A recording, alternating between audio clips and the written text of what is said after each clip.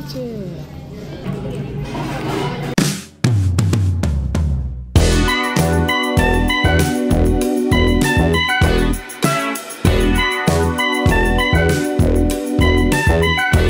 নমস্কার, সবাই কেমন আছেন? আশা করছি সবাই সুস্থ আছেন, ভালো আছেন। চৈতিস ক্রিয়েশনের নতুন একটি ব্লগে আপনাদের সবাইকে স্বাগতম। আজ হলো বৃহস্পতিবার আর এখন বাজে সকাল 11:30, আর আমি এদিকে চলে এসেছি দুপুরের লাঞ্চের আয়োজন করতে। আজকে বানাবো হচ্ছে চিলি পনির আর একটু বিরিয়ানি রাইস কুকারে। এটা চটজলদি হয়েও যায় আর এই রান্নাগুলোতে কোনো ঝামেলাও নেই। এই পনিরটা নিয়ে এসেছিলাম আমাদের এখানকারই একটা দোকান, সেটা হচ্ছে নো ফ্রিজ থেকে। প্রায় এক সপ্তাহের ওপর এর বয়স হয়ে গেছে, জানেন তো। পনিরটা করবো বলে আর করাই হচ্ছিল না। আর পনির শুধু ভাতের সঙ্গে খেতে তো ভালোও লাগে না, তাই আজকে ভাবলাম একটু বিরিয়ানি তার সঙ্গে চিলি পনির করে নিই, এটাই খেতে ভালো লাগবে। পনিরটা অনেকদিন ফ্রিজে রাখাতে একটু শক্ত হয়ে গেছিল, দু হাত দিয়ে তাই কাটতে হচ্ছিল। তাও এই গোটা পনিরটা একবারে আমরা খেতে পারি না, তাই জন্য এক টুকরো আবার তুলে রেখে দেবো। জানি না ভালো থাকবে কিনা, তবুও রান্না করে নষ্ট করে তো লাভ নেই, তাই একটুকুনি কৌটো করে তুলে রাখলাম ফ্রিজের মধ্যে। পরে পনিরের অন্য কিছু আইটেম করে এটা দিয়ে খাওয়া যাবে। আগে জানেন তো এই পুরো পনিরটাই রান্না করতাম, তখন বুঝতে পারতাম না যে এত গোটা পনিরটা দুজনে মিলে খেয়ে শেষ করতে পারবো না। এই গোটা পনিরটার ওজন জানেন 350 গ্রাম। আর এখানে সব মলেই এইভাবে গোটা পনির বিক্রি হয় 350 গ্রাম ওজনের। আমি এই কোম্পানিটা এবারে নিয়ে এসেছি, অন্যবার অন্য কোম্পানি আনি।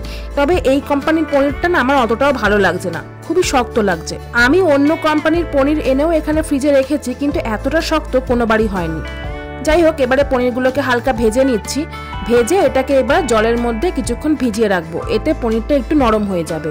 আর এখানে পনির খুব অ্যাভেলেবেল, যে কোনো মলে যাবেন, চোখের সামনে আর কিছু দেখতে পান না পান, পনিরটা অবশ্যই দেখতে পাবেন। পনির আর মাশরুম খুব পরিমাণে এখানে বিক্রি হয়। আর এই পনিরগুলোর দাম নিয়েছিল ওই $4 কাছাকাছি, মানে 350 গ্রাম পনিরের দাম ওই 250 টাকা ধরুন। তারপর পেঁয়াজ, ক্যাপসিকাম, রসুন, আদা সব ভেজে নিয়ে সব সস দিয়ে পনিরটাকে দিয়ে দিলাম। এদিকটাই পনিরটা হতে থাকুক, ততক্ষণে আপনাদের একটু বাইরেটা দেখিয়ে দিই আজকে বাইরের পরিবেশটা কিরকম। আজকে অতটা ঠান্ডা না থাকলেও বাইরে খুবই হাওয়া দিচ্ছিল, আর হাওয়াটার জন্যই বাইরে বেরোলেই কাঁপুনি ধরে যাচ্ছে। বেশিরভাগ সময়টাতেই তো আমরা ঘরের ভেতরেই থাকি। ঘরে যেহেতু সেন্ট্রাল হিটিং এর ব্যবস্থা আছে, ওই জন্য ঘরের ভেতরটা গরম লাগে, আর বাইরের টেম্পারেচারটা ওই জন্য সবসময় বুঝতে পারি না। এই যে দেখুন, এখন হচ্ছে -2 ডিগ্রি টেম্পারেচার, সেই জন্যই আজকে বাইরে ঠান্ডাটা কম। আর রাইস কুকারে আমি আগেই চাল দিয়ে মাংস, ডিম, আলু দিয়ে একবারে বসিয়ে দিয়েছিলাম বিরিয়ানি মশলা দিয়ে, আর হয়েও গেছে। দেখুন, প্রায় 20 মিনিট মতো লেগেছে, তার মধ্যেই বিরিয়ানি রেডি। আর খেতেও কিন্তু খুব ভালো হয়েছিল। তবে বিরিয়ানির মাংসটা কালকে রাতেই আমি কষিয়ে রেখেছিলাম, তাই জন্যই এত চটজলদি হয়ে গেল। এই রাইস কুকারে বিরিয়ানি, ফ্রাইড রাইস, ভাত সবকিছুই করতে খুব সুবিধা হয়, আর তার সাথে ঝরঝরেও হয়, খেতেও খুব ভালো লাগে। ওদিকে চিলি পনিরও আমার কমপ্লিট, আর এদিকে বিরিয়ানিও হয়ে গেছে, তাই জন্য তাড়াতাড়ি করে দুপুরে খেতেও বসে পড়লাম। যেদিনকে এইসব রান্না করি, মানে এই বিরিয়ানি, নয়তো ফ্রাইড রাইস, চিলি চিকেন বা চিলি পনির, এইসব রান্না করলে না দুপুরের লাঞ্চটা খুব তাড়াতাড়ি আমাদের হয়ে যায়। আর অন্য সময় যখন কষিয়ে 2-3 পদে করা হয়, তখন কিন্তু খেতে আমাদের অনেকটাই লেট হয়ে যায়। চলুন তবে দুপুরের লাঞ্চটা সেরে নিই। দুপুরের লাঞ্চটা সেরে আবার আমাদের প্ল্যান হয়েছে আজকে বিকালে একটু স্ন্যাক্স খেতে যাব। সেই মতো খাওয়া দাওয়ার পর একটু রেস্ট নিয়ে এই 6টার সময় আবার ড্রেস পরে রেডি হয়ে পড়েছি। এখন যাব হচ্ছে টিম হর্টেন্সের দিকে, ওখানে গিয়ে একটু কফি খাবো আর টুকটাক কিছু স্ন্যাক্সও খাবো। আজকে ওয়েদারটা একটু ভালো দেখে দুজনে মিলে একটু বেরোতে ইচ্ছা করলো বিকালে, নয়তো অন্যদিন তো বেরোনোই হয় না। কিন্তু বাইরে বেরোনোর পর তো খুব শীত লাগছিল। এখানকার ওয়েদার এত তাড়াতাড়ি চেঞ্জ হয়, বেরোনোর সময় দেখলাম যে -4 ডিগ্রি, কিন্তু বেরোনোর পর মনে হচ্ছে -4 ডিগ্রির চেয়েও অনেক বেশি টেম্পারেচার।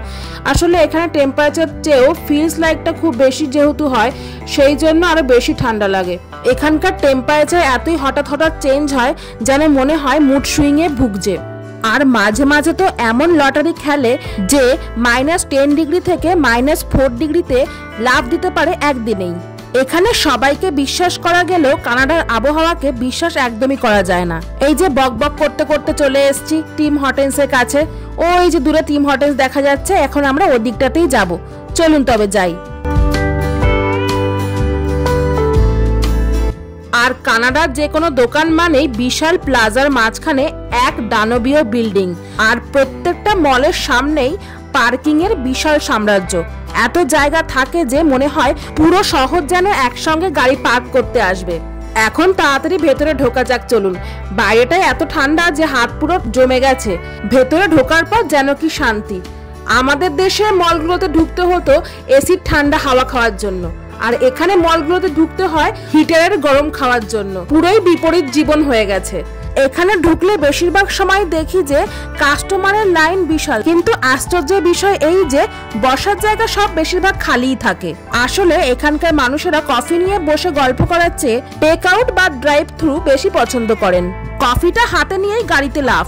ভেতরের টেবিলগুলো যেন সাজানোর জন্যই রাখা থাকে, কিন্তু আমরা এখানে এসেছি এখানে বসেই কফিটা খাবো বলে। সেই জন্য আমার বর দুটো ফ্রেঞ্চ ভ্যানিলা কফি নিয়ে এসেছে, আর তার সাথে এই স্ন্যাক্সটা। এটা হচ্ছে হার্ব অ্যান্ড গার্লিক পেস্ট্রি, খেতে ভীষণ ভালো লাগে এটা। আর তার সাথে কি খাওয়া যায় সেটা ভাবতে ভাবতেই হঠাৎ করে দেখি সামনেই বক্সটা চলে এলো। দেখি এটার মধ্যে কি আছে। ও, এটার মধ্যে ছিল ফ্ল্যাট ব্রেড পিৎজা। পিৎজাটা খেতে আমরা দুজনেই খুব ভালোবাসি, তাই জন্যই এটা অর্ডার দেওয়া হয়েছিল। এই ঠান্ডা আবহাওয়ার মধ্যে গরম গরম স্ন্যাক্স মানে আলাদা অনুভূতি। এক কাপ কফি আর তার সাথে ওই পেস্ট্রিটা খেয়েই যেন মনে হচ্ছিল গোটা পৃথিবী উষ্ণ হয়ে গেছে। আর তার সাথে এই পিৎজাটা যোগ হয়ে ব্যাপারটা আরো রোমাঞ্চকর হয়ে গেছে। দোকানে বসে পিৎজা খাচ্ছি আর জানলার বাইরে স্নো পড়ছে। এক হাতে পিৎজা, অন্য হাতে গরম কফি, আর বাইরে ঝরে পড়া স্নো যেন ছবির মতো মনে হচ্ছে। আমার এক পাশে সাদা স্নো আর আরেক পাশে গরম পিৎজা। জীবনটা কত সুন্দর, তাই না? হঠাৎ করে পিৎজা খেতে খেতে আমার চোখ পড়লো সামনের দিকে। একজন তার সাইকেল নিয়েই ঢুকে পড়েছেন এই দোকানের মধ্যে। আমার মতো যারা যারা এখানে কফি খেতে এসেছিলেন তারা সবাই অবাক হয়ে ওনার দিকে তাকিয়েছিলেন। তার সাথে আমিও অবাক হয়ে গেছি। আমি এখনো অবধি কাউকে এইভাবে সাইকেল নিয়ে দোকানের ভেতর আসতে দেখিনি, এই প্রথমই দেখলাম। এখানকার মানুষেরা এতই ভালো যে কেউ কিছু দোষ করলেও তাকে সামনাসামনি কিছুই বলে না। তবে এখানে কিন্তু সাইকেল নিয়ে আসলেও সাইকেল রাখার জন্য বাইরে আলাদা করে জায়গা থাকে প্রত্যেকটা মলের সামনেই, কিন্তু উনি যে কেন রাখেননি সেটা আমি জানি না। আমরা সবাই অবাক হয়ে ওনার দিকে তাকিয়ে থাকলেও উনি কিন্তু একটুও লজ্জা বোধ করেননি। উনি সাবলীল ভাবেই সবকিছু কিনে নিয়ে ঠিক আবার সাইকেল নিয়ে চলেও গিয়েছিলেন। বাইরের এই কনকনা ঠান্ডায় হাত হয়তো ওনার জমে যাচ্ছিল, সেই জন্যই হয়তো তাড়াহুড়াতে সাইকেলটা রাখার টাইম পাননি। সাইকেল নিয়েই একবার ঢুকে পড়েছেন কফিটা কিনতে। যাই হোক, এইসব নিয়ে অনেক হাসাহাসির পরে আমরা এখন দোকান থেকে বেরিয়ে যাচ্ছি। আর এখানে বেরোনোর সময় এই নোটিশটা দেখে আমার খুব ভালো লাগলো। শুধুমাত্র এই দোকান বলেই নয়, সব দোকানেই এখানে যে কোনো পোষ্যদের ঢোকা অ্যালাউ করে। এটা খুবই একটা ভালো ব্যাপার।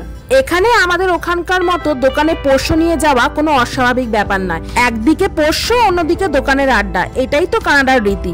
এমনকি এখানকার শপিং মলেও কিন্তু পোষ্যদের নিয়ে যাওয়া যায়।